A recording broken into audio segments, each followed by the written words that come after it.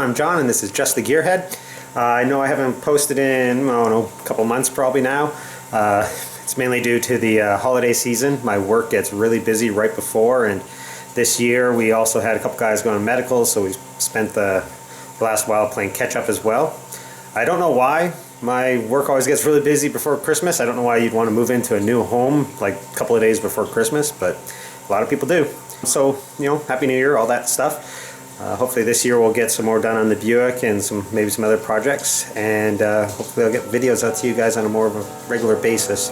But anyways, today we're starting in the house because I have something to show you. So that's this. No, I'm not showing you the dog, although she is cute. I'm showing you this Sage Lounge.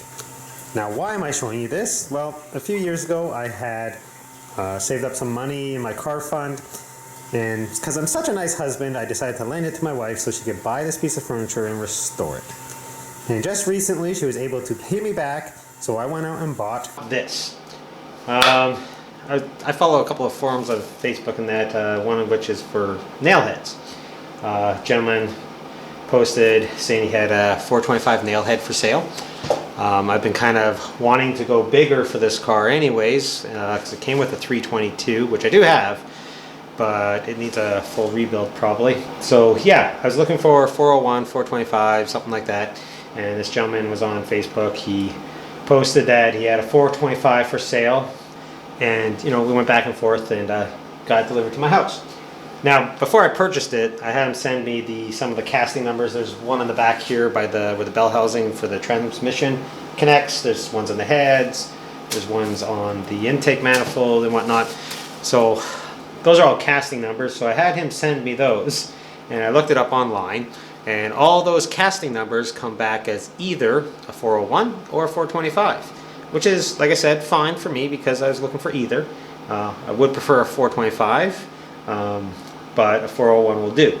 Now, some of you may know that on Nailheads, they stamp in a serial number up here in the valley, right in front of the valley pan on the block. Well, this one doesn't have that stamp. Now, I went online, like I said, and I did a bunch of research, and the only reason I can find for that to not be there is in Canada here, we didn't manufacture all of the blocks. Some of them got sent up from the States. Primarily 401s, 425s. So that stamp is stamped as this motor goes down the production line to match the car it's going into. Since it wasn't actually going into the car in the States, they didn't stamp it. When it got to Canada, it was too late to put the stamp on it, so they put it just in the car. So there's no stamp here to tell me exactly what this motor is. I can't find stampings anywhere else on the motor, so we're probably going to have to open it up to determine exactly what it is. Now, the gentleman said that this came out of a running driving car at one point, sat for a couple of years, so who knows what the condition is in this motor exactly. He said it was good, but you know, things happen. So I don't really want to pull the valve heads off because they're actually, it doesn't look like they're leaking or anything, so I was kind of hoping not to do that. So I think the way we're going to have to go about doing this is to flip the motor over and pull the oil pan off and see if I can't measure the bore from underneath. So yeah, I think that's what we'll do today. I'm going to obviously have to pull off some of the accessories here. I don't have to pull them off to get to the oil pan and stuff, but this thing is pretty heavy. It's heavier than the 322 was, obviously, and it's kind of stressing my little cheapy engine stand quite a bit. So I think what I'm going to do is pull off some of these, like the power steering pump and some of these accessory drives and stuff, just to lighten it up a little bit. We'll see if there's any oil actually in it. I don't think there should be much, but we'll drain out any oil that might be left in it, and then we'll roll it over and take the pan off and see if we can't measure up the bore. Alright, so let's get to that.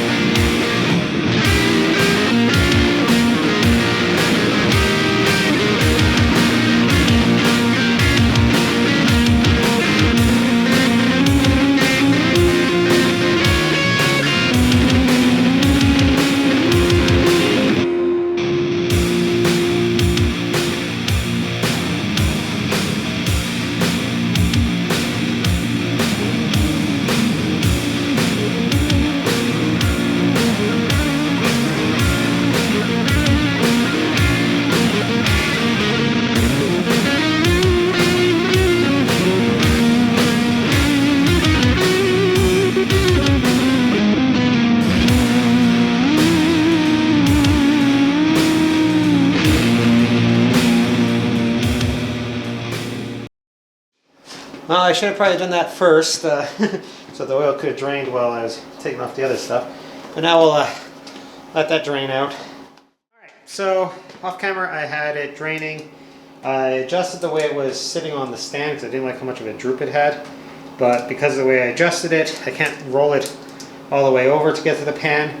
So I'll just have to do it from this position, which won't be too bad. And then I'll get the pan off, and then we can measure the boron.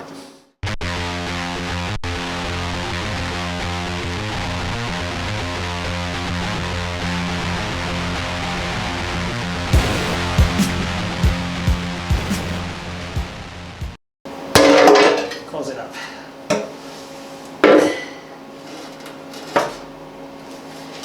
There we go. Now, I'll have to see and measure these.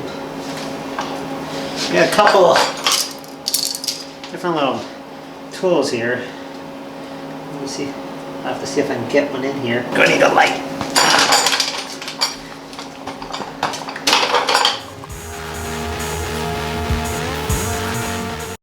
Well, this motor's most likely been rebuilt at least once in the past, because all the piston rods, the bottom of them, the caps, they've all been numbered. So that's usually a good sign that they've been taken apart and put back together. The cylinders still have honing marks on them from when they were polished. So maybe I'll give you guys a shot of that. Let's see if you guys can see this one. See right there? If you guys can make that out. Maybe if there we go. See that 4 and 4? That kind of tells me that someone had this apart before, sometimes in its life, for a rebuild.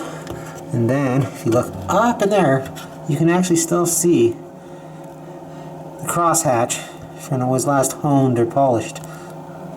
So yeah, so now we just gotta measure that and see if we can find out if this is a 401 or a 425. But yeah, that looks actually pretty good.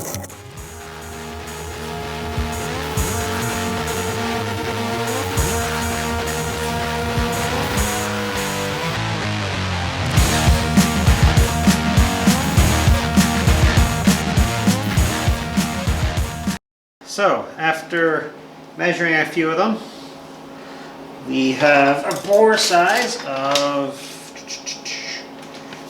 I think it was 4 4/8 or 4/16. 4 and, come here you. Yeah, just under 4 1/4. So, yeah, just under 4 1/4. And according to the internet and the forums that I can find, the 425 would have been at least 4 5/16. The 401 should have been 4 3/16. So this is a 401 that's been slightly bored over, which, like I said, a little disappointing because I would have preferred the 425. But you know what? 401, I'm plenty happy with that, especially considering what I paid for it. I knew going in that it might be a 401 when I paid the guy, so yeah, I'm plenty happy. I have a 401 nail head that we can now put back together, and we got to get a few parts. It does not have a starter, it doesn't have the flywheel, and I broke the distributor cap when I was moving it around on the engine hoist. So we're going to have to get a couple of those things, and then we can see if we can start it up. So in a future video, not sure when, we will do a cold start on this motor. I haven't really done anything with the Buick since the last video where I dropped the body and set it on fire. So if you guys want to check it out, I'll put a link up here for the previous video, and hopefully things will start warming up and things at work will slow down a little bit so I can actually get out here and do a little bit more work. Alright, but as always, thank you for watching. If you guys want a Nailhead t-shirt, or any other merchandise, please check my Redbubble link in the description. Yeah, please comment, like, subscribe, all that good stuff, and we'll see you next time.